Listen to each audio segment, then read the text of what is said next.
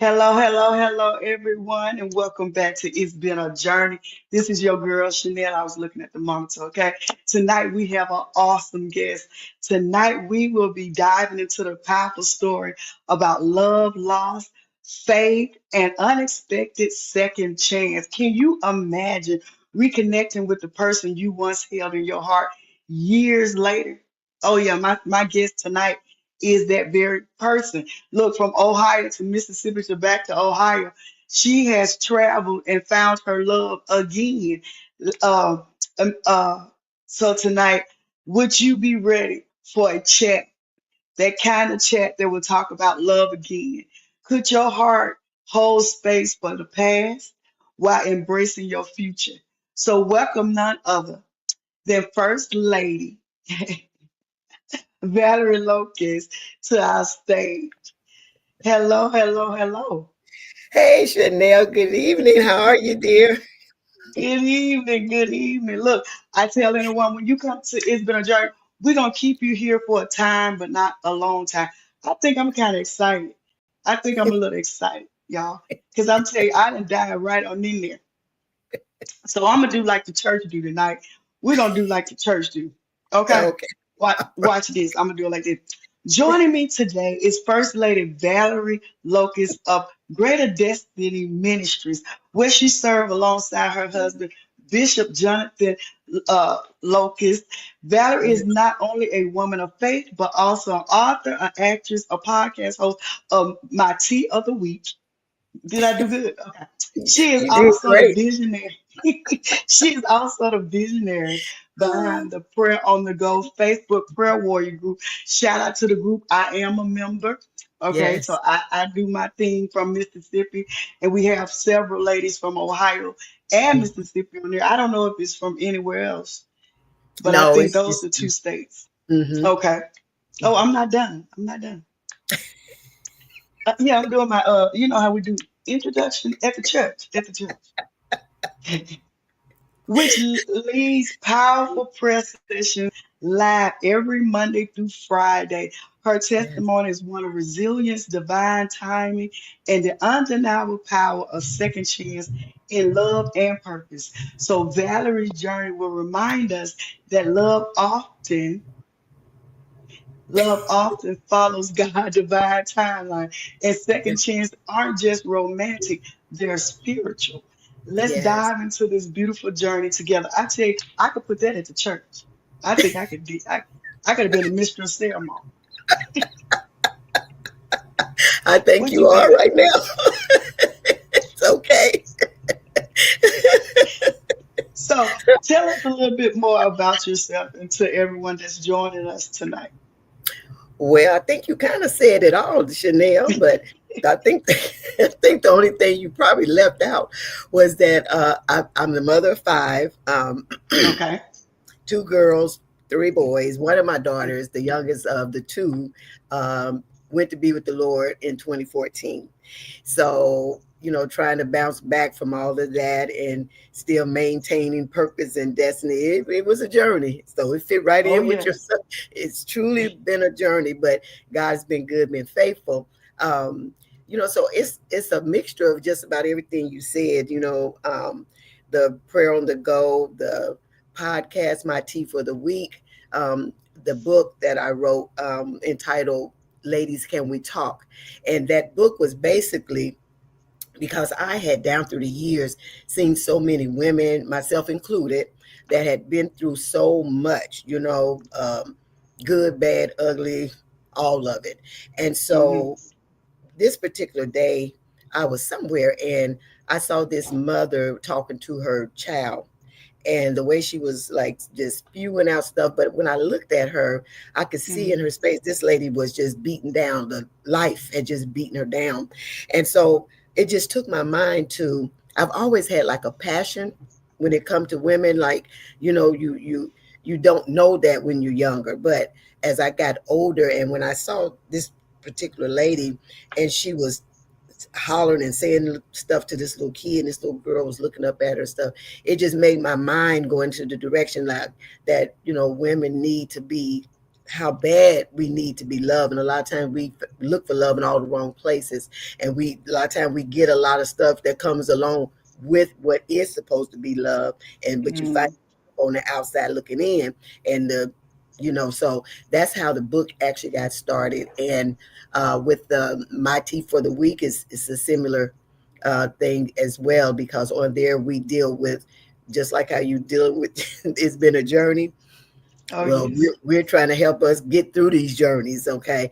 And so we do that once a month, and it is just growing, growing, growing. And God is so good, because now we've been seeing men even getting on there, and so. Okay. Oh yeah, oh yeah. We've been having men getting on there. My husband, sometime every now and then, he'll get on there with me, and we'll do like a dealing with marriages, and and he'll talk from the man perspective. I'm talking from the woman's perspective. So it's all working together. It's all working together, and not to mention um, prayer on the go. That's just God all the way around. Can't take no credit for that at all. But that's been, and I'm gonna tell you how that even started. I used to, before he even told me to do this, I would get in my car on my way to Mhm. work, and I would be Right. praying from my house till I get to the job. And so this particular day, Chanel, I heard him just as clear. He told me to go live, and first thing came out of my mouth, I said, "I can't do that." And now I'm steady driving, and I heard him say it again, "Go live," and I was like, I can't do that, girl. So he got quiet. I didn't hear nothing else. So it's just kind of like how your mamas used to be. Like your mama saying, "Gonna tell Right. you, girl, listen." I was driving and I didn't hear nothing. I was like, okay, I'm just gonna do it then. And I hit that that live button, and girl, I just prayed until I got to my job, and I'm telling you, that's how prayer on the go was birthed. And so God has just been good, and I'm just grateful that He's using us in these end time women praying, coming together, interceding, and all of that, because truly we know we are in a season where we gotta pray. And so I'm just Right. grateful for you alone. Oh yeah, you be on yours. I be like this little girl if she don't stop looking like Wilma and praying and sounding like Wilma. It's all right. It's going to go right. Wilma gone, but she's still here. She's still here. Because look, She's the oh other day Lord. I had to hum a little bit because it was about to get on in there a little bit. I'm telling you, y'all need to join in. It's prayer on the go Monday through Friday. I'm telling Yes. you, just hashtag it and go Yes. to the archives and you'll see Mhm. some older prayers, but it also will connect you with Yes. us every morning. Either Mhm. it's like 5:30 Central or Mhm. 6:30 Eastern time, Yeah. and Uh-huh. we'll tell you who's next. And it's awesome. We praying for people. We don't need to know your name to give you a That's right. word from God. That's exactly right. That's exactly right. Honey, we got It's, old people used to say back in the day, Chanel, stop now. It's praying time. And for it's sure, it's praying time. right. It So yeah, is. so they get So it. Matter how of did fact, you choose your prayer warriors? you know How did what? you? To be honest, at first it was me. I was doing it 5 days a week. Hmm. And I just started praying, asking God to send some help, because anytime you praying like that and you interceding and you going in the trenches and you're doing all of that, um, I started getting people inboxing me and Hmm. asking me how could they become a part of it. And so what I had to do was, to be honest, what I did was I started praying, asking God, okay, God, is this right? And I was trying to fill them out in the spirit and stuff like that. And there were some that had got on, but they didn't last. You know what I'm saying? Because Okay. Hmm. that wasn't the right platform for them. And so um it was like an agreement in my spirit, like when they would come and I would talk to them and I would ask them, like, what they believed and stuff like that, if I didn't know them. Now some of them that are on here I do know, so I know their history. I know that they're born again believers. I know they filled with the Holy Ghost. I know they pray and they know how to pray. They know how to get a prayer through. So but the ones that I didn't know, when I began to talk to them and ask them certain things, my spirit came into agreement with their spirit. So that's how I knew that, yeah, they were supposed to be on this platform. Well, awesome, awesome. Because I remember Mhm. when you asked me, I think I was Mm. flooding. It was Apostle Desra. Uh-huh. She had said one evening, and I Uh-huh. cannot remember exactly what she said, but it stirred my soul so that I had to go on live. And when I Uh-huh. went on live, I was just crying and releasing. And then I Mm-mm. think 2 days later or so, you called me, and I was I like, said, "What?" you certainly did. You certainly did. And you know what, Chanel, what was so funny, because I don't like get on a lot of lives and stuff like that. Hmm. And that, so I know it had to be God ordained. I just know it had to be because um I was in the kitchen doing something, and I heard your voice, and I said, that's Chanel. Girl, I stopped what I was doing, and I sat here, and I just got to listening. My spirit was just like, I said, okay, God, okay, I need to call her. I need to call her. But your response was so funny, because when when I asked you said, me? I said, yes, you, Chanel. I like that's not my portion. And I tell you, honey, yeah, God. And you know, one thing I love, love, love, love, love about the group of women that God has blessed to come together is that all of us pray different, but our Right. spirits all agree. Isn't that something? Hmm. That's just like It the Holy is. Ghost. Yeah, I just love that about it, because God is so vast, but at the same time, He's so Hmm. small that He make our spirits align up with each other, and so we just go the way He carry us and go. So I love it. I thank God for it. I'm still praying, asking God to send more help, Right. send some more help, Oh, they're and I, coming. They're coming. oh yeah, yeah, Hmm. yeah. Is Look, my I know. huh? Go ahead. I was gonna say my heart desire Hmm. is that we get some brothers to get on here to Okay. pray, because I believe that just like we have Makia, she's the only one who does the 3 o'clock on Thursday, and I'm like, Lord, it would be awesome if we could have people like praying around the clock. You know what I mean? And Right. just and I would love for that. So I know God, He's gonna do what He needs to do. So I'm just excited. Whatever He's doing, I'm Oh, excited that I'm yeah, excited too. I'm telling yeah. God He's gonna do something amazing because I want to make that announcement to y'all men. Since y'all heard her, y'all out there praying in y'all closet or showering. If she Yes. get an unction, and she will call you. I just want to let you know right now. She might message you. She ain't got to know your family. It's coming Mm-mm. in. Just be ready. That's So right. Uh-huh. tonight, we Mhm. have talked about this conversation. And if y'all see me looking down, I'm a little bougie now. I got monitors. Okay. I just gotta get that monitor right there to see But anyway, okay, we're still working on that, people. That's all right, Yeah, girl. so tonight we have talked about the long lost love that you didn't even know was Mhm. still there. And that's Mhm. why I titled it The Second Chance You Didn't See Yeah. Coming. And Yes. how did your faith play a role in your journey back to each other, to Bishop? Now to be perfectly honest, um, Hmm. I can't even really say at that time that it was faith, because, and the reason why I say that is Hmm. because I we had lost contact for 42 years.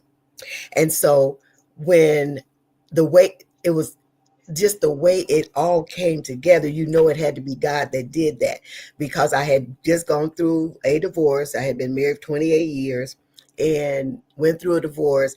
And at the time, I wasn't looking for nobody. I Right. had felt like, yes, I felt like that was it. That's a wrap. And I'm gonna tell you what happened. So this was during that same season when I lost my daughter.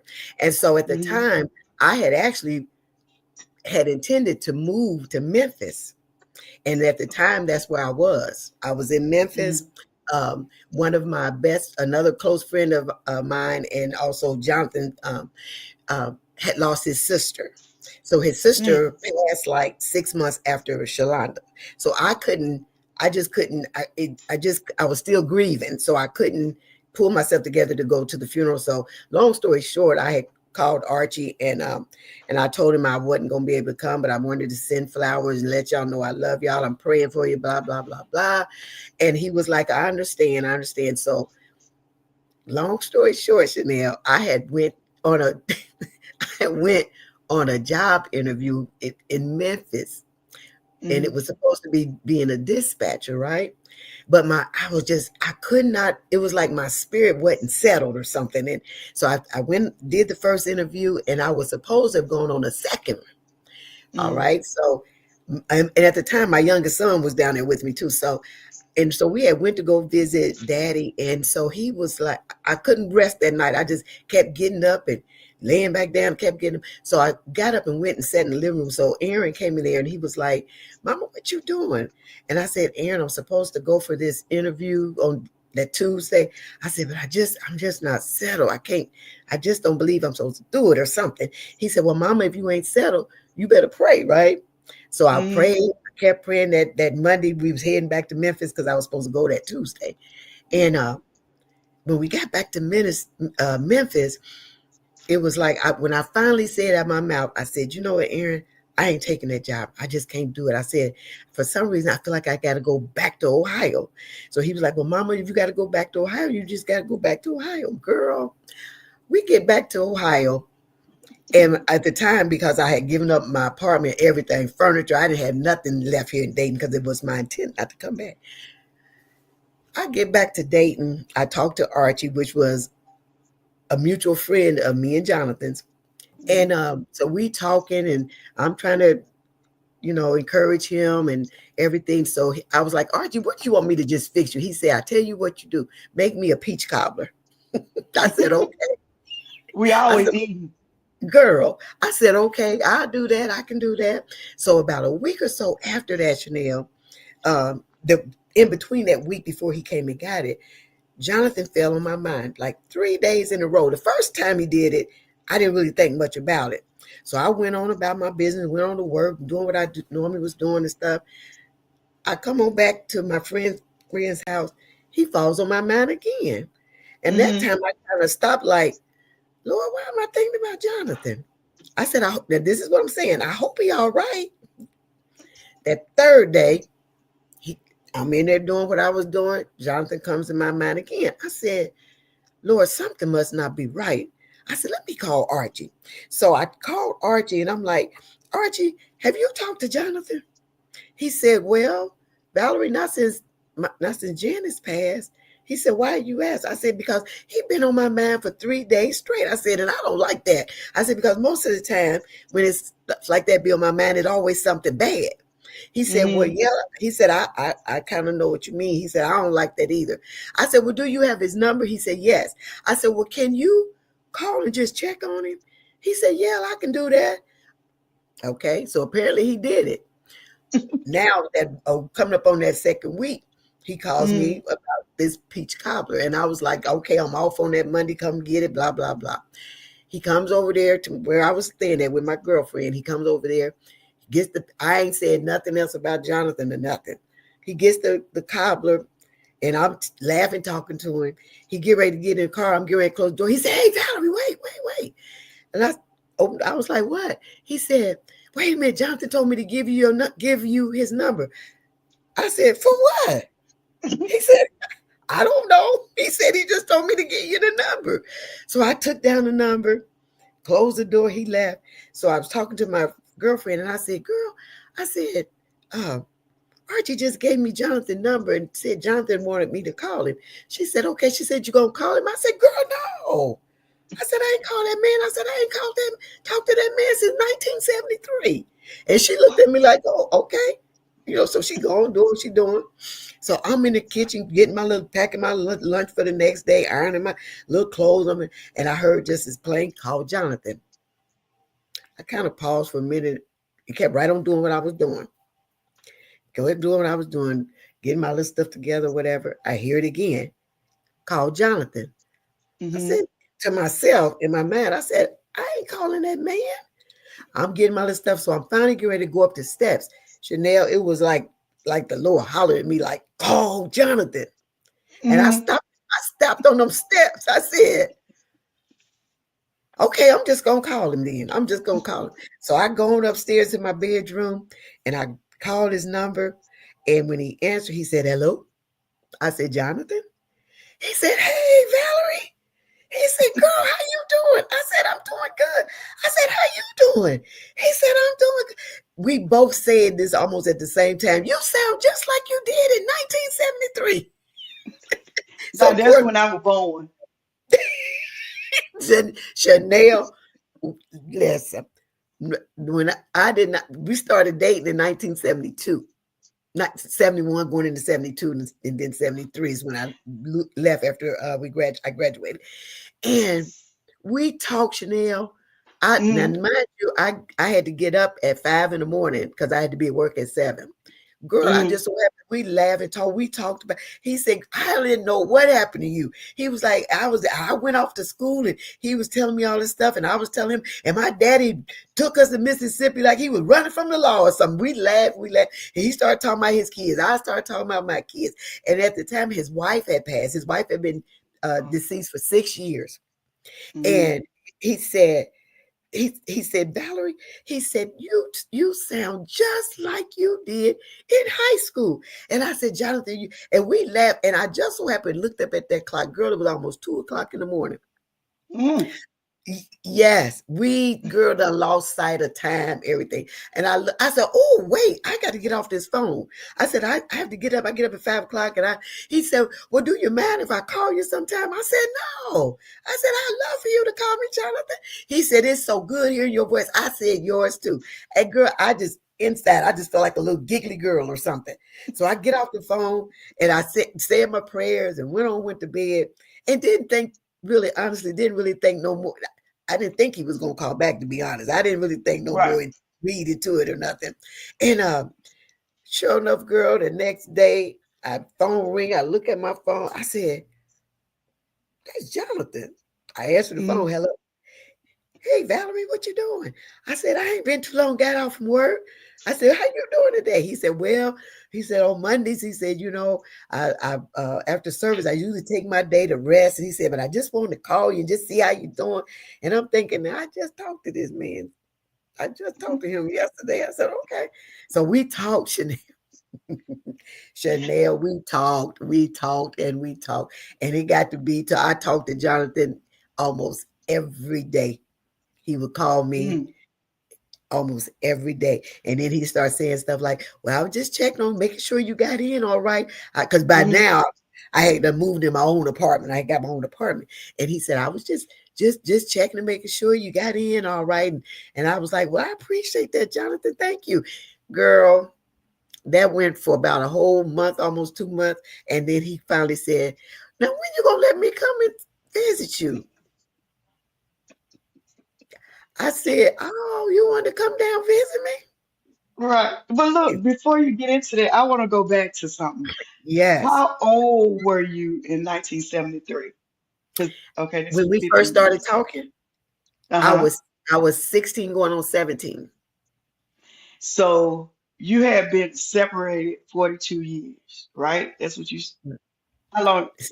Say it again, So, Chanel. so how long was y'all separated For before y'all rekindled? 42 years. 42 years. When you said 1970, I was like, wait a minute, I was just born. Yes, ma'am. I was 16, turned going on 17. And we dated. I was a junior. We dated my junior year and my senior year. And then after that is when daddy just picked us up and just took us to Mississippi. And So, back then, see, you didn't have no cell phones, and your mama and them, they ain't let you put no long distance calls on no phone. You know what I'm saying? right. So, girl, I didn't even have a way to even call the boy to let the boy know I was in Mississippi. None of that. So did you think it was going to where you now Mrs. Locust? Did you think it? Did you, the entrepreneur? Because when my husband, I met him, I Uh-huh. knew him, but we never Hmm. just verbally talk. Okay. I'm talking about the same church, just passing though. So when the Lord told me that day, call him and take him to lunch, I was like you, no. Why you? I'm telling you, this is how I'm talking to. Why you can't take me? You know. I know, Chanel. It flips you out. It's Yeah. weird. It really do, because even when I was talking to Jonathan, it never, because I'm gonna tell you, when I was in Memphis and I was Mm-hmm. talking to Pearlie, June's wife, and Mm-hmm. so she was saying, Mickey, she said, well, because I'd been married 28 years, and it was Mm-hmm. just a horrible situation, and she said, well, you divorced and everything. Y'all done got divorced. We've been divorced a couple of years at that point. And she said, well, what you gonna do? She said, you think you ever get married? Girl, I said, I ain't never getting married again. I said, I don't want no. I said, mm-mm. I ain't never. She said, I said, I done had my share of all of that. I don't want, She said, no, wait, don't say that, girl. She said, because it's just, you just Mm-hmm. had the wrong people. She said, Right. but don't say you don't ever. She said, because then you saying if God got somebody for you, you don't want them. And so when she Mm. said that, Chanel, I said, you know what? I said, you're right. I said, okay, let me say it like this. If God don't send them, I don't want them. She said, now that's what you say. So me and Jonathan started talking, we Mm-hmm. really started like talking when we was talking out just about every day. And he picked up on, now I'm gonna tell you what happened. He picked up on, because every time he would say so, I'd be doing fine, laughing, talking, until he would say something like, well, do you ever think you will remarry? Girl, that phone would go like this. Sitting there. Crickets. Yes, ma'am. And then I start saying something else and try to stop. Don't didn't want to talk about that. And he was like, he'd go back, girl, he'd come back around. And so one day what he said was, because I had did that for some few days, like, because I wouldn't, Mm-hmm. every time he would ask me, and I'm thinking in my mind, why is this man keep asking me that? I just told that man in one of them conversations, I ain't never get married no more. I wasn't looking to get married. I didn't want to get married. Uh-uh. And so this he kept hitting around and stuff. Every time he do, I'd get him off track and we get to talking about something else. So one day he said to me, he said, Valerie, can I ask you something? I was like, yeah. He said, why is it that every time I ask you about a relationship, or you ever remarried or getting into a relationship, you always get quiet? And I said, you want me to tell the truth? He said, yeah. He said, because I noticed you do that. I said, you really want me to tell the truth? He said, yeah. I said, because I'm waiting for the other shoe to drop. He said, you waiting for what? He said, I What? said, other. She What's said, the other shoe? girl, the other side of him. Oh, Mm-mm, mm-mm, mm-mm. you He waiting on said, Cindy Lauper. there it is. He said, well, it ain't no other shoe. He said, is that what you're doing? I said, that's what I'm doing. He said, Mm-hmm. Valerie, he said, I ain't got no another shoe. He said, Mm-hmm. I think, excuse me. He said, I think that he said, Valerie, you have always been the same. He said, when first night I talked to you, he said, I told myself, I'm going to call her again and again and again. I said, you said that to yourself, but I'm still thinking in my head, though, Chanel. Mm-hmm. You just trying to say something else because, mm-mm, mm-mm. So, girl, I'm going to tell you what happened. So they had, long story, well, after them 2 months and stuff, so he finally told me, he asked me again, he said, well, when are you going to come let me visit you? And I Mm-hmm. played it out again. I'm like, you really want to come visit me? He was like, he probably was thinking to himself, Lord, what is wrong with this one? Chanel. And so I said, yeah, you can come visit me. I'm thinking to myself, oh my God. And he said, okay. He said, give me a date. He said, whatever date you give me, he said, when you feel like you're ready, give me the date. I'm coming. I said, okay. I said, I'll let you know. I'll Mm-hmm. let you know. So I played So it off a little time. yeah, but hold on. I want to go. You said something. So how did you reconcile the pain? You know, you said that marriage was horrible. So how Yes. did you reconcile the pain of the past heartbreak with the hope for the new beginning? Even before y'all knew what was going, how did you even get it to that point where Get to you that knew place. now he want to come visit? So Yes. how did you do that? Yes. this is what really happened with me, Chanel. I had gotten to the place that I was so down and out, um, until I was angry, I was Mm, bitter, um, I didn't trust no man. You can forget that.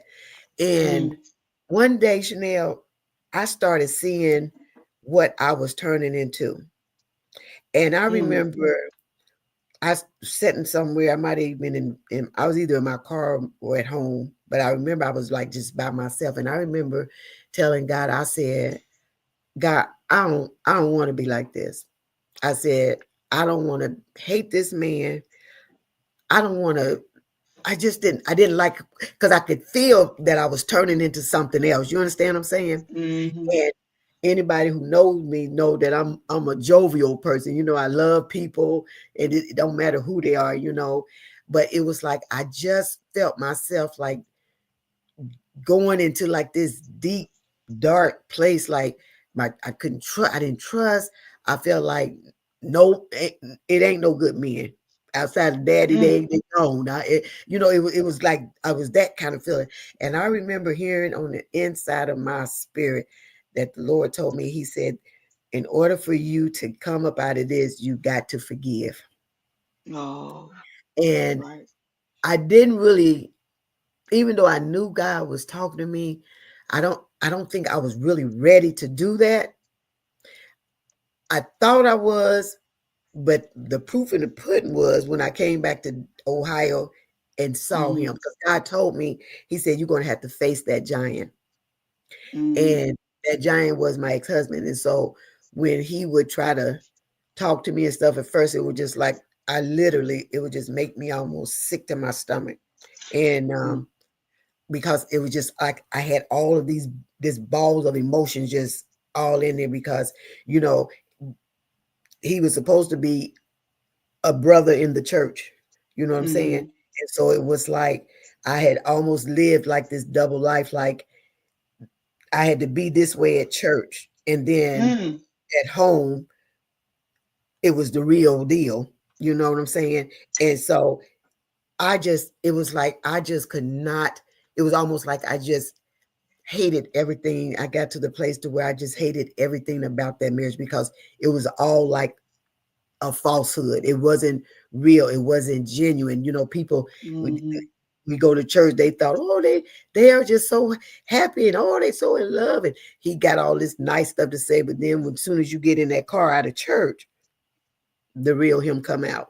So mm, after all those years of that was mental abuse, that was verbal abuse, it was emotional abuse. Now, one thing he never did was put his hand on me, but right. all of that other stuff is just a bad of a scar, somebody hitting you in the face with their fist, because those Mm, scars are deep, deep down in there. You know what I mean? And mhm, so when I kept trying to, in my own way, trying to say, okay, I'm just gonna forgive. I'm just gonna forgive. But it wasn't like that. It was not until one day I was at home and I had some worship music on, and I was just in there. And God, He is so smart, because every time I would try to think about it or say I'm gonna do it, and I would feel those tears like they would get like right here, I'd shut them mhm, off. I shut them off. But this particular day, honey, I was in that house.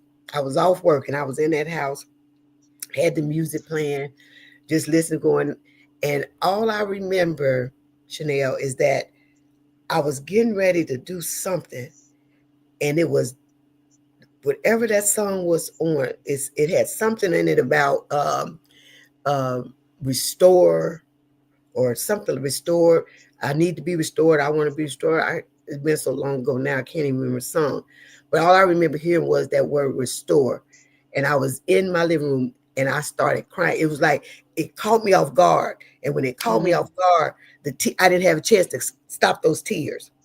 But honey, when I tell you, I started crying. So Chanel, when I got done crying, all of my clothes up in here was soaking wet.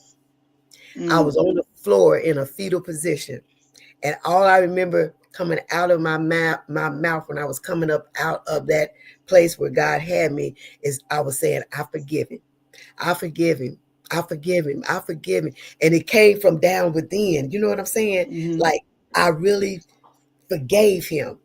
And when I did that, excuse me, when I did that, Chanel, that's when the healing process, I believe God started working in my heart to really Mm-hmm. forgive that man. And so even though I had forgiven him, when Jonathan came along, that's why when he would start talking about, like, do you are you think you're gonna ever, it would almost trigger something. You understand what I'm saying? Mm-hmm. And I would say, just get real quiet. And when he he would say, when he finally would ask me that, he said, "Why is that?" He said, "I noticed you never." And that's when I told him, I said, "Do you really want to know?" He said, "Yeah." He said, why is it that you do that?" I said, "Because I'm waiting for the other shoe to drop." Because Mm-hmm. in in some of those conversations, he will be saying stuff like, "Valerie, I am so sorry you went through that. I know you didn't deserve that. I've been knowing you, blah blah blah blah. Even though we ain't been talking in all these years," he said, "But Valerie, I could tell you still the same." But see, I had just locked myself up. You know what I'm saying? In my Mm-hmm. mind, that I didn't care what you say.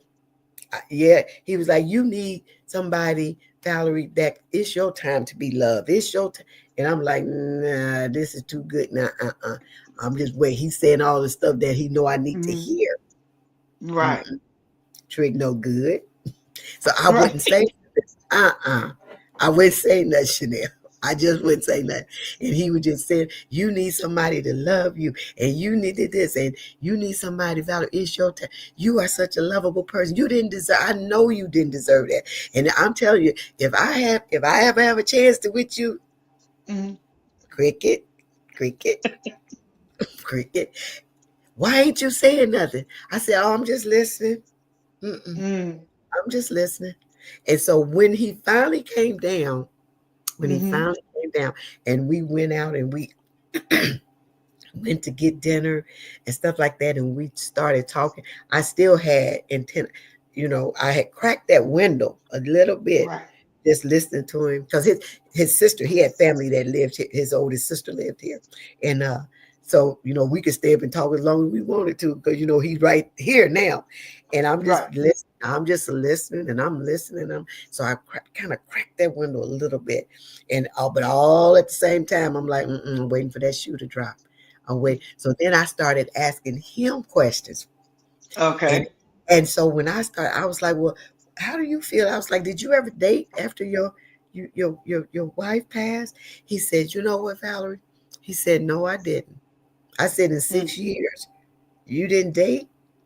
And I'm thinking, now listen, then listen, So I'm thinking, you were. He ain't date. He said he ain't date, He Valerie. said he didn't, Chanel. He said I didn't think. He said there was one lady that lived in Mm-hmm. Birmingham, and he said, but me and her had kind of started talking. He said, but it was just something about her. He said that I just knew that she wasn't the right woman.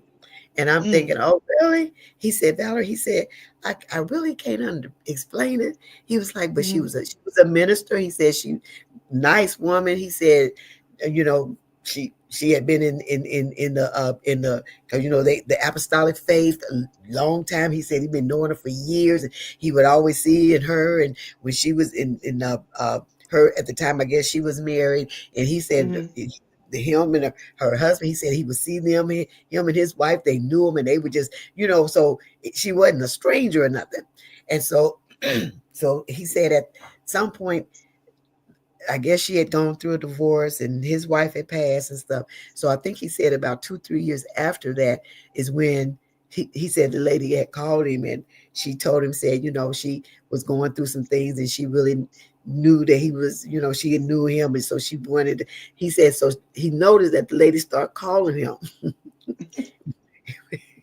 And so he finally told her, said, "Now I know you under pastor, whoever it was," and said, "You can't talk to the pastor," because he said he felt like this lady was starting to like him, and he Oh, didn't want okay.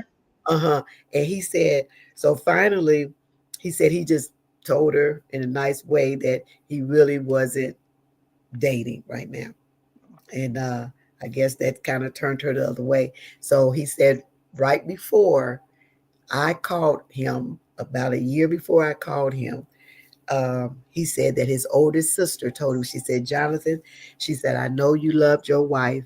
She said, but you need to remarry, Jonathan. She said, you're still a fairly young man. She said, and you've been pastoring this church almost 12 years.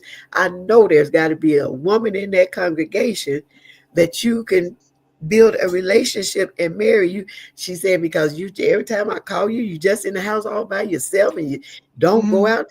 You just all by yourself. Go out to by yourself. You eating by yourself.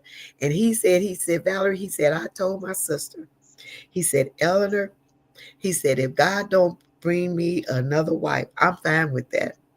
He said, but if Mm. God has somebody for me, he said, I'll know it when I see her. He said, I'll Mm. know it when I see her. And he said he was just as content. He would look. And then when I talked to him that night, when I finally called him, being obedient Mm. call, he told me, he said, when I heard your voice, Valerie, he said, I knew that I was going to marry you.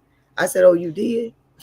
He said, So when he broke the ice off your heart, as Florina said, after your heart became flesh again, yes. when did you know that you Hmm. wanted to marry Okay. So that's what I was the part I was going to go to. Okay. him? So what happened was, okay, so Shalonda passed in 2014. In 2015, that's when, he was talking, we was doing, coming down, he's coming to visit me, that kind of stuff. I got a call. I had to have a mammogram done. Well, they said they saw a mass in my breast. Okay. And so I had called him and they wanted to do a biopsy and all of this stuff like that. And so I called him and I said, I really need you to pray with me. He was like, what's going on? I said, I got to go to the hospital. I got to have a biopsy done. I said, I have to have a biopsy done. He said, okay. He said, I tell you what. He said, we're going to pray. He said, matter of fact, we about to pray right now. He said, we ain't going to have that. So this man Mm-hmm. prayed, he prayed, he prayed. So the next day he called me, right, because he knew what time I would leave to go to work. He called me. He said, that, how you doing this morning? I said, I'm doing okay. He said, well, I got up this morning with you on my mind. I just want to pray with you. I said, okay. He prayed, we prayed, we prayed, we prayed. So that ended up with having a biopsy done and it came back. They said they saw, you know, and I had to have a. They told me I was going to have a port put in because although they didn't actually see where the lump was, where it was going through the body, they knew it Mm-hmm. was radical cells in there because it kept lighting up. And so he had called me. At first, I was just kind of going through it this time because I just lost my daughter, devil fighting Right. my mind. And so he called me after I had the biopsy done. I told him that, and he said, "Okay." He said, we're not gonna claim that. We're not gonna claim that." He said, "We're gonna keep praying. We're gonna keep praying." Well, then by now I done met with the oncologists. They tell me I got to do chemo, I got to have radiation, and I had to go in to have a port put in. So I told him about that. He said, "Okay." He said, "Now, when you got to have surgery?" And I told him. He said, what time you got to have your surgery? And I told him. And he said, okay, okay. He said, I'll be there. I said, no, no, no, you don't have to come down here. I said, no, you don't have to come down here. I said, my kids are here. Don't you have to come? He said, I'll be there. I said, Jonathan, you don't have to come down here. My kids are Mm-hmm. here. I'll be okay. Just pray for me. I'll be, girl. So I get to that hospital. Mm-hmm. Who was there? Jonathan. Mm. I looked, I saw that man at that hospital, Chanel. They took me back in the room, prepping me and stuff. My bishop, my pastor at the time was there, his wife, my other friend Val was there, my brother and them was, so it was a lot of us there, them there. So I'm in Mm-hmm. there, they prepping me up to get ready for surgery. And I'm still thinking, this man done came to from Cleveland to be down here with me. I Mm-hmm. said, No, I said, that's too good to be true, right? I'm still kind of got that window crack, but I ain't opened it Right. yet. Uh-uh. So I'm thinking, okay. So I go in there. So right before they, you know how they say they let your kids, whoever will come back, say bye and all that stuff. So he Mm-hmm. comes back there and he was like, "You need me to pray for you?" I said, "Yeah, you can pray," because I was nervous. He said, "Okay." Right. He prayed, he prayed, he prayed. He got to go. He said, "I'll be out here waiting on you when you come back." I said, Mm-hmm. "Okay." He said, "You're gonna be all right." I said, "Okay." And somewhere in that, in those words, I kind of felt like a little ease, like, you know what I'm saying? Like, Right. okay, okay, this man is really praying for me. So, honey, I go on, Chanel, had the surgery. They done rolled me in the room. It was over in the night when I got in the room, and but I'm still under anesthesia, so I'm asleep. So about 3, 4 o'clock in the morning, I went to roll over to hit the buzzer because I had to go to the restroom. And Mm-hmm. when I went to roll over, he was sitting up by my bed in a chair asleep. Mm-hmm. And I said, "Jonathan." Well, let me back up. So when I looked over there and I saw that was him, he was in the chair sitting right by my bed like this, just sitting up in the chair asleep. In the midst of me looking at him, and I'm like, God, this man is the Lord. I heard him just as clear. He said, "You can trust him. He really loves." Mm-hmm. Heard it just as plain. You can trust him. Mm-hmm. He really loves you. And that's when I said, "Jonathan." And he woke up and he looked. He said, "Hey, how you doing?" I said, "What are you doing here?" I said, "You didn't have to stay here." He said, Mm-hmm. "Valerie, when you leave, I'll leave." Mm. Girl, that when that man said that, Chanel, It it was was over like, with. that's not true. It was like, okay, I can just roll this window on down Right. and let him stick his head on in there. You didn't have a manual window, did you? No, no, I didn't know, man.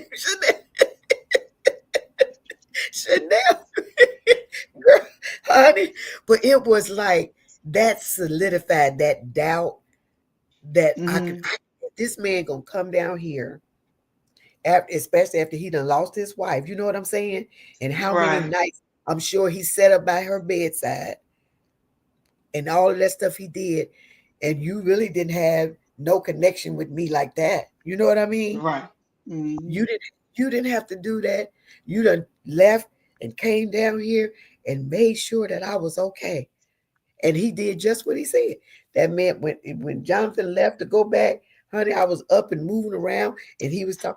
How you feeling? How you need me to come and fix you something to eat? I'm like, God, this man really care about me. He really loves me.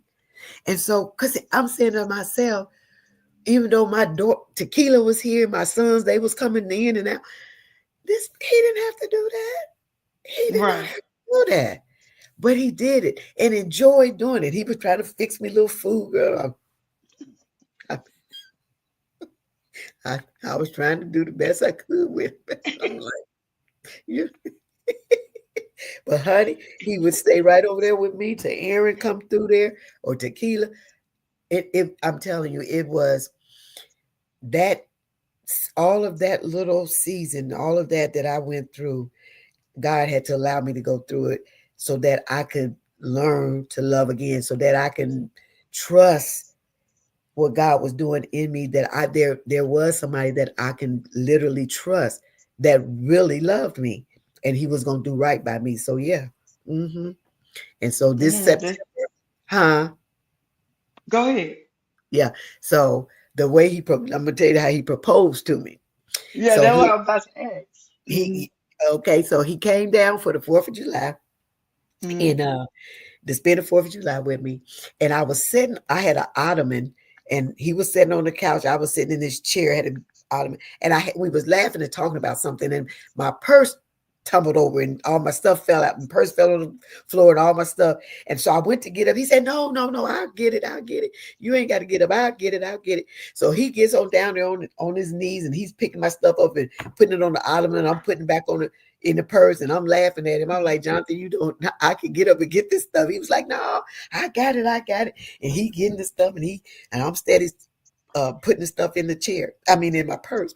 So when he got Mm-hmm. done, he said, "Well, I might as well do this while I'm down here because if I get up, I ain't gonna be able to get back down on my knee." I'm laughing. Ain't thought nothing. I'm laughing. I said, "What's the matter?" I said, "You can't get up. I can help you." He said, "No." He said, "I got it. I got it." He said, "Valerie." He said he kept looking at me and I'm just steady laughing. He said, "Will you marry me?" I said, "Boy, get on up." I said, "Come on, let me help you get up." Chanel. Girl, I'm just as silly. I'm like, come on, get on up. I help you get on. And he looked at me, he said, "Valerie," he said, "would you marry me?" I said, "Jonathan, get up, quit playing." I said, "Come on, let me help you." So by this time, I done got on this up, putting my feet down off the ottoman.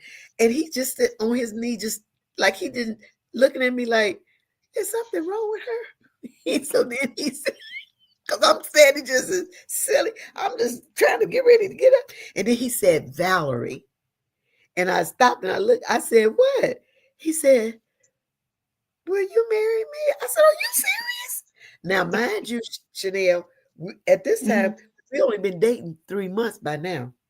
Okay. 3 months. You hear me? Mm-hmm. It's, it's Three power months. in three. You better say that. That's true, Chanel. I ain't think about that.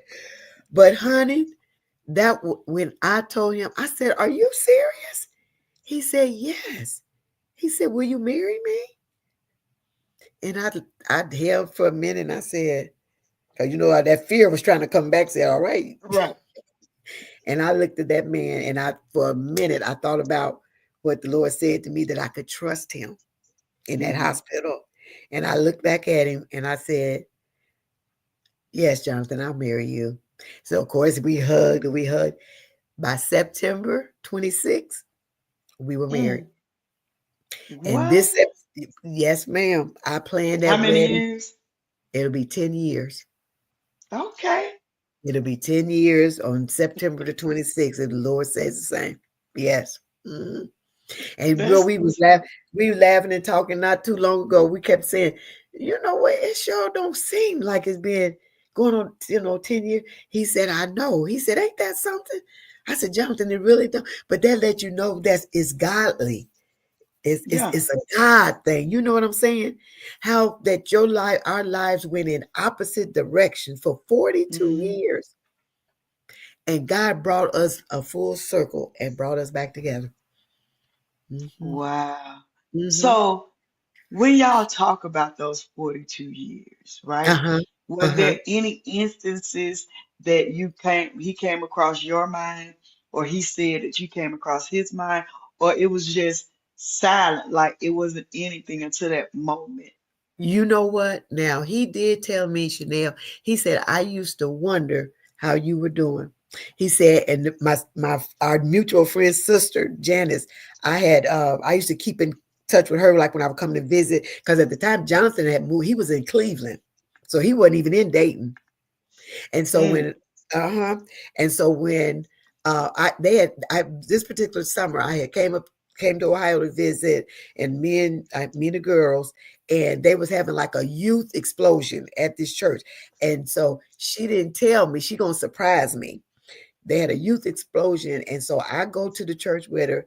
And when I go in the church and said, and people, I was so happy to see all these people that I hadn't seen in all these years, you know what I'm saying?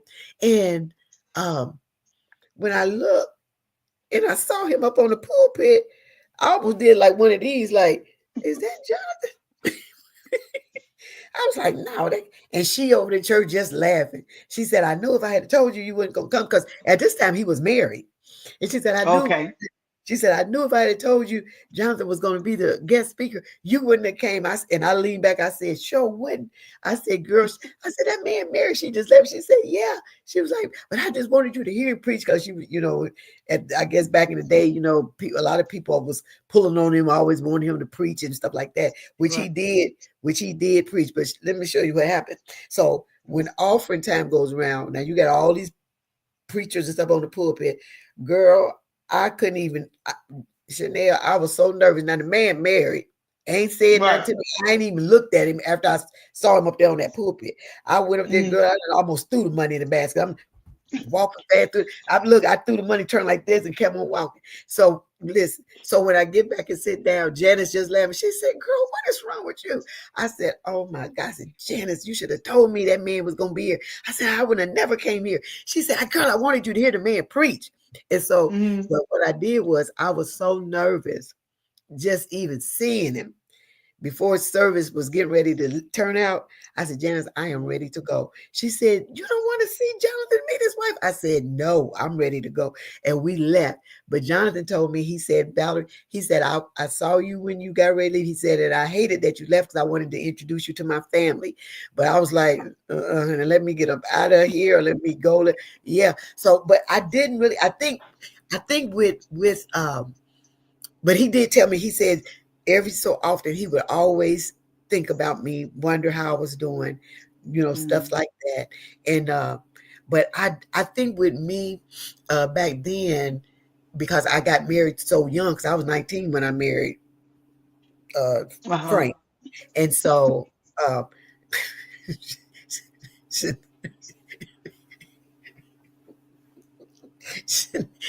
Y'all, Chanel, I didn't tell y'all this is my cousin too. So that's so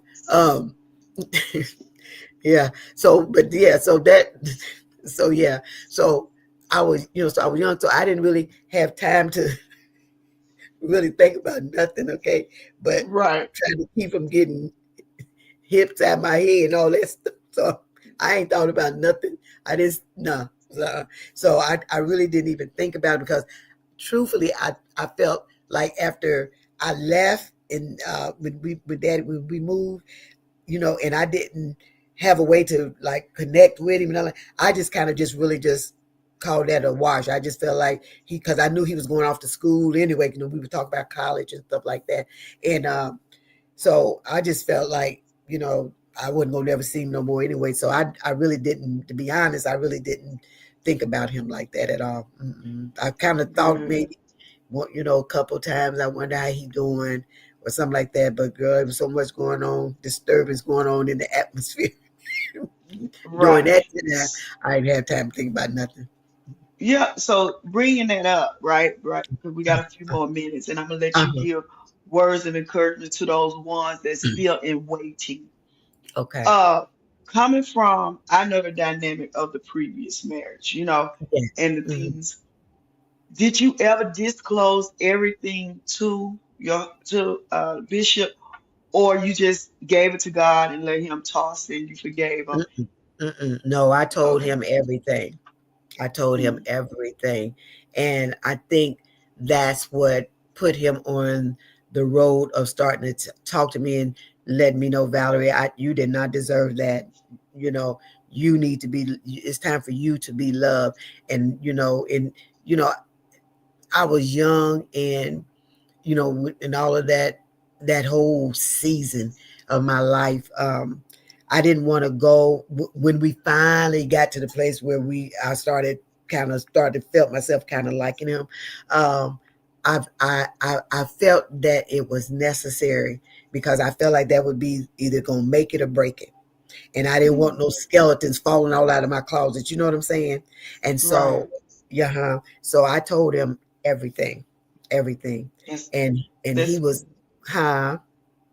I said that's good. Oh That's yeah, good. yeah. I told him everything, and and he, he didn't judge me. Um, he really had empathy for me, and so I think all of that in time. Um, Played a part to even like now, you know, he's careful in how he handles me. You understand what I'm saying? Mm-hmm. Um, because sometimes even the best of the best of the best, there are still those triggers. And Mm-hmm. sometimes there could be things that are said, and because of what he knows the season that season, um, a lot of times he'll let me, especially if I just get to talking about, because sometimes, and you know what, Chanel, and this is truth. Sometimes Mm-hmm. those, even though that's been over 40 something years ago, but sometimes there are still some healings that's still taking place because of the trauma, because of Mhm. the pain and all of that. But sometimes he'll just let me just talk. And if I don't ask him nothing, he won't say nothing. He'll just sit there and let me get it out. And then if I just Mhm. say, "Well, Jonathan, what do you think about that?" And then he'll give me, but he's gonna give it to me in a way to where I don't have to feel bad, or I don't have to feel like he's judging me or nothing like that. You know what I'm saying? And so he's Mhm. really he's really good. He's really good. Mhm. It's awesome. Yeah. It's saying my camera froze. But while I try to fix that, Uh-huh. um, give a word of encouragement to the Mhm. ones that's waiting. What I would say to ladies, gentlemen, if you are in waiting, the best thing that you can do is don't give up, don't lose hope. Um, know that God knows the plan that He has for you.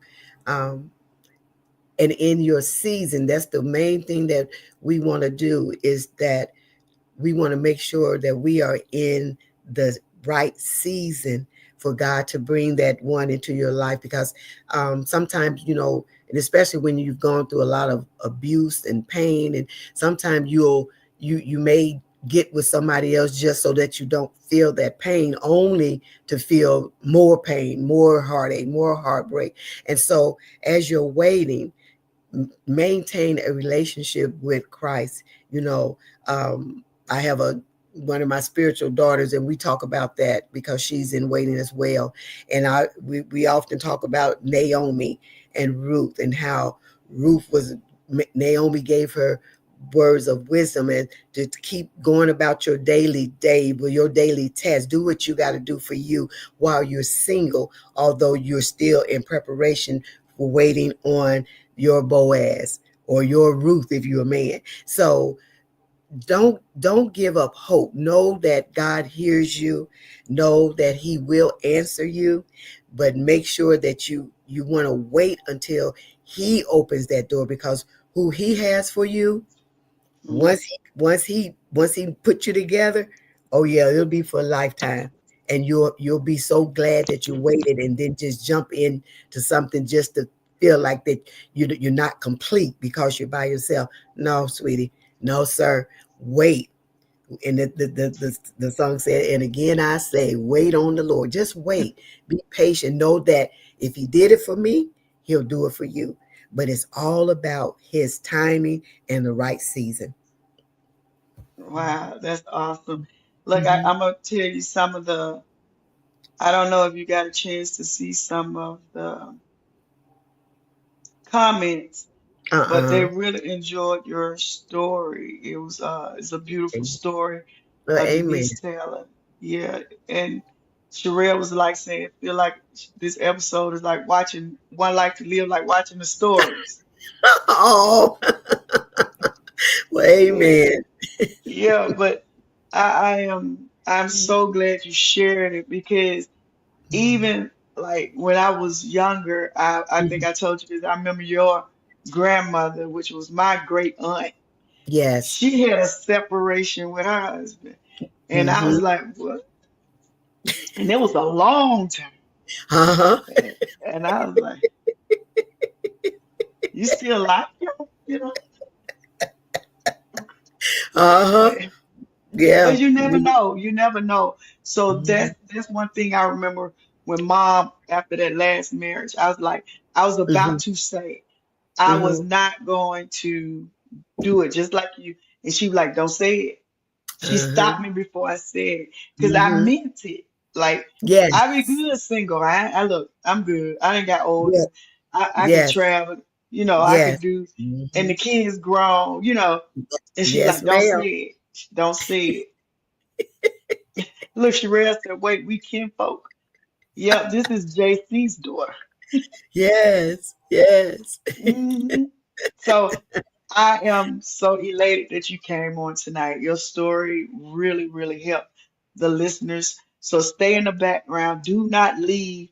Oh, before she go, Do y'all have any questions for her? Mhm. Would y'all like to know anything before she go? And I'm gonna give Mhm. them a chance. Okay, no problem. Yeah, because a lot of them are single and waiting. Mhm. One Yes. question I could ask you, Hmm. how did you wait well? How would I do what, Chanel? How did you wait well? How did I How did wait? you Well, well? I I, I think for me, Chanel, so, to be honest, I think you can be. It depends on the type of relationship you just got out of. Okay, Mm-hmm. how did I wait well? And so because of all of that stuff that you went through, and uh, you had to have time, like with myself, like I was telling y'all, there had to be a period of time that I literally had to be by myself because of all of the pain, all of the turmoil, all of that stuff had me so messed up. So Mm-hmm. I was able to wait it out because I felt like if I mess around here and get another one of that, you, you know what I'm saying? So I Yeah. wasn't pressured. I think sometimes they say experience is the best teacher. Mm-hmm. So I wasn't. So in my waiting, I had a relationship with God. I had friends. We would do things together. I learned how to, because I had got to the place to, I was getting so good at it. I'd go to the movies by myself, give me some Right. popcorn and sit there. I'd go to the restaurant by myself. So I had to, it was almost like I had to teach myself um, that I was worth it. You understand what I'm saying? I Mm-hmm. had to teach myself that I can do for myself. I didn't have to have a man to make me be complete. Like I didn't have to always be with somebody. And so Mm-hmm. the past my past experience, then where I was, the current thing where I was, the Lord, which I didn't know at the time, was trying to get me to heal. And so I had to fill myself and surround myself with things that made me happy, things that made me felt good about myself, things that I didn't like being around a lot of negative stuff and things like Mm-hmm. that. And so it taught me how to just have patience. It taught me how to just be at peace with myself. Because like I said, I wasn't, after that 28-year one, I Mm-hmm. wasn't looking for nothing. I didn't. That wasn't even on my radar no more. And so it just in waiting. Well, I just started doing stuff that I even listen. I started getting feeling so good being by myself and being comfortable and content. I started Mm-hmm. learning how to make flowers, going to flower classes, just doing stuff. You know what I'm saying? Just Right. I would go shopping by myself. I just started loving me and just being grateful that I survived all of that stuff for one, but Right. just taking like a breath of fresh air, like this is all right. This is all right. Mm-hmm. So it just put me in a frame of mind that I didn't have to feel like I had to do nothing except live and be happy with who I was and just love myself and love on myself. And so Mm-hmm. that was very important in that waiting. I didn't rush. Well, I wasn't looking for nothing. So I wasn't looking for no man. I wasn't wishing, dang, I didn't have that because I had Mm-hmm. gone through so much. So now I was on the other end of that. You see what I'm saying? So it taught me how to just, girl, look, put your feet up. Girl, I'd be sitting there watching TV and stuff, girl, got my pot, Chanel, I'm telling you, I was having myself a good time, you know? So yeah, so in waiting well, you have to focus, concentrate on yourself, Mm-hmm. not what somebody else. I need this to make me feel better. No, concentrate on Mm-hmm. yourself. Do stuff for yourself. Love yourself. You Right. know, yeah. Mm-hmm. We have a question from Denise Taylor. Do Uh-huh. you still have trigger points, which you had said earlier, but Uh-huh. maybe some may need what specific triggers that you find yourself wrestling with that's harder to release than Mm-hmm. maybe some of the other ones? Mm-hmm. One of the hardest triggers that I had because the ex-husband, he was very verbally. abusive, emotionally abusive. And so sometimes, say for instance, if me and my husband have a disagreement or something, um, if I'm not careful, it will take my mind back to where I was when I was with my ex, and it will make me be like, oh, he's putting me down. But then I have to flip it to first of all say no, because I know he's saying this for my good, or no, he's not. Because with my ex, this was like almost 365 days a year. You know what I'm saying? So I was Mm-hmm. used to that. So one of the triggers for me, one of the hardest triggers for me, is that when we have those disagreements, before I say something that I can't take back, a lot of times Mm-hmm. I'll just be quiet, or I'll say, you know what, I tell you what, we probably need to just stop talking about this right now. And we do that. So there Mm-hmm. are, so that one I would have to say is probably um, the hardest of my triggers. Is Right. to stay open when you're disagreeing in a disagreement, and not, you know, because your mind is something about the mind. In the midst of that, your mind is say, see, that's the way that one used to do. See, that's way he Mm-hmm. did it. He just like that. Well, no, he's not. He's not like that. You see what I'm saying? And so if I have to be honest, it's probably that one. hmm just knowing. So, Huh? Go right. ahead, sweet. And a lot of time, the enemy will get in that, and because the enemy Absolutely. knows what triggers you. That's So exactly how right. do you calm that situation down when you hmm see even that it may be something in your husband that hmm he's triggered? You see, we always say we women, they look at some trigger me, trigger me, trigger me. Yes. But what Uh-huh. if there's something that your husband is not hmm healed or triggered? How do you reel that thing in? Because we can talk 100 miles a minute out in our mind going 1,000 miles a You second. better know it. So, That's exactly right. With him, with me and Jonathan, because there are sometimes if we're talking and or having a disagreement, and then I'll just bring it to his attention, and I'll say, mm, we've had this conversation about that, and I would hope that you would not bring this up like that, or you know what, I wish you could say mm, that a different way, because when you say it to me like that, it makes me think about that. You see what I'm saying? mm, And so sometimes they don't know, because with men, well, with Jonathan, for him, it's like he's a straight shooter. You know what I'm saying? When he mm, does talk, and so he'll just sometimes and I know he's not doing it maliciousness or nothing like that, but it could have to do with him being a preacher. Sometimes he just comes straight to the point. Well, I might have to go around Robin's barn to come in there and say that same thing. right. You see what I'm saying? So sometimes when that happens, I just bring it to his attention. hmm And he'll say, "Well, Right. Valerie, I didn't mean it like that." And I say, "Well, you probably didn't. I'm not saying you did, but when you say it like that, it makes me think like that." And so, Right. uh-huh. And so he's very, for the most part, he's pretty aware of stuff like that. He don't hardly ever do that, but there are some times that does happen. Right. So the 42 years bringing into one house, Oh 42 Lord. years space becoming one. Yes. Previous marriages, previous children, previous Yes. endeavors, employment, Yes. locations, and Yes. upsets and downs and triumphs. Yes. My How did God. y'all bring hmm 16-year-old to whatever age, 42 years later, to become one?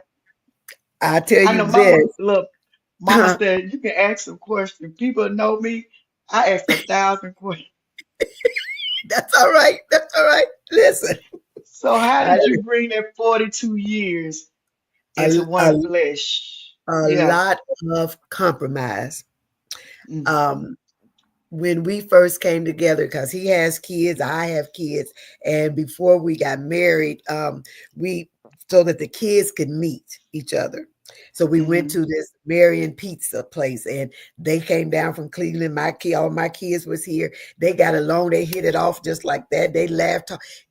So that, I think, out of everything, I think that was one of my greatest fears, of marrying mm, somebody else that had chosen, because the my ex-husband had kids, and that that wasn't pretty because of how he presented me to them. So they Mm. didn't know, they didn't live there. So it was always just a lot of tension and stress. And even though I would just go over and above and beyond to try to keep that peace with them and try to let them, you know what I'm saying? Um, so, but when we first got talked about getting married part, it was a little hard for his daughter because that was their mother was the only woman they ever saw him with. And Right. so we had to talk about that, and then he had to talk to them about that, and and let them know, you know, when your mom was here, I did everything I could for her and everything like that. And so eventually, it wasn't real smooth at first with the daughter, but and even with that, God gave me grace with that because I did get a chance to talk to her, and I let her know. I said, I would never try to replace your mother because I can't, but I would like to become your friend. And I Right. think with coming in that way, at Mm. some point, she did. She told me, she said it wouldn't have mattered. She was like, it's not you. It wouldn't have mattered if it had been anybody. She said, I just hadn't seen my dad. So I understood that. And so I had to said, me and him talked about it too. And I had to tell him it's okay. I understand where they are. And so, but trying to mesh all of that stuff together, I think what really helps us is because my kids was the same way. Them boys was looking. One of them, the older boy, he was standing by everybody else trying to meet and laugh and talk with him. And then the one, he just kind of sat back and he just kind of watching. You know what I'm saying? And Right. so I'm, and so, but once he saw that I was okay, and to Mm. keep, once they saw that I was okay, it was on and popping in. So, but to mesh all of that in, we hold on to stuff that keeps us going, that keeps us having peace. And then sometimes, we have to talk stuff through because he come from one angle, I'm coming from a different angle. I've been married before and stuff, and he ain't never been married but that one time. And so I had to try to, even with the ministry, I was so used to doing stuff my own self for myself. So now I got this man who's not only my husband, now you my pastor too. And so it's Right. like, you know what I'm saying? So it's a lot of compromising. It's a lot of praying. And he probably be praying too. He probably saying, Lord have mercy. So but the one good thing, I think what helps me, Chanel, is that God had to, because this was new for me too. Mm. I didn't when he told me he had to bring that ministry down here, I said, "You sure God told you to do that?" Because I didn't want to do that because I've seen how pastor wives they go through some stuff. And I'm Right. like, God, I didn't, I didn't want to do that. I didn't want to have to go through all this kind of stuff. But I think with our relationship, um, as we have gotten older, and then the marriage has gotten stronger, um, the Lord has taught me how to be that help me to him. And Okay. I don't have to be in no forefront. I don't have to, Mm-hmm. I don't have to do that. I don't have to have all of that stuff. What I do is I'm constantly praying for him. I'm constantly lifting him up. I'm constantly trying to meet his needs and things like that. So I think as you have a mind and a heart to want to learn how to do that, because he had his own kind of way of doing stuff too. Now you got this strange woman you done stood up and married, because him and his wife was married for 30 years. Mm. Yeah, yeah. So so it's a lot of give, a lot of take. It's a lot of compromise. Sometimes you have to just say, okay, is this worth me?